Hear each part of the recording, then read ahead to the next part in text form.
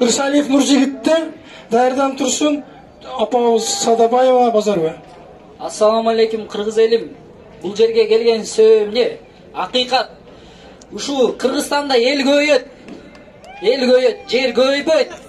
Мынакей мен Таластан келдим. Таласта көк сай сатылып кетти. Станция Маймак сатылды, Каркыра сатылды. Эл көйгөн сайын жер тартылыш болот.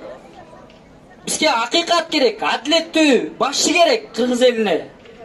Келгенибиздин себеби акыйкат бердечи.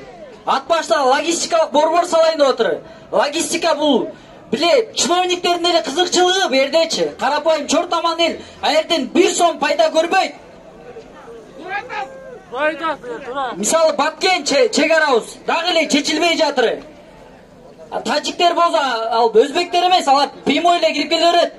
Карапайым кыргыз эл ошол жерде страдайт этип отур. Бу жерде чоңдор страдайт этпейт, чортаман эл страдайт этет.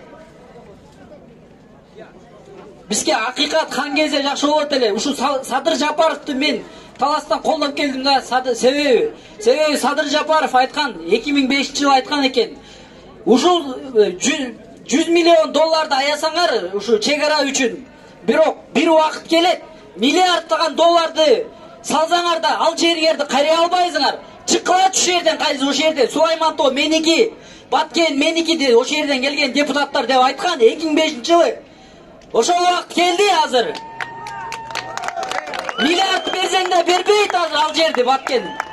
Мисалы ошол эле жерге тал, ошол эле барук Кыргыздын жери болгон. Кечеги генерал ким не деп атыр жерде? Ошол эле Баткен жер тажиктики болчу деп атыр.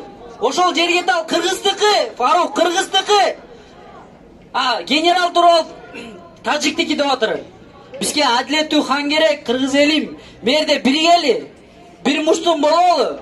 2020 жыл бул Жапаров жылы болсун. Келгиле биримдиктен чыгаралы. Акыйкат хан келсин. Чоң рахмат. Чоң рахмат инем. Азыркы сөз Садабаева Базарова апабызда даярдан турсун.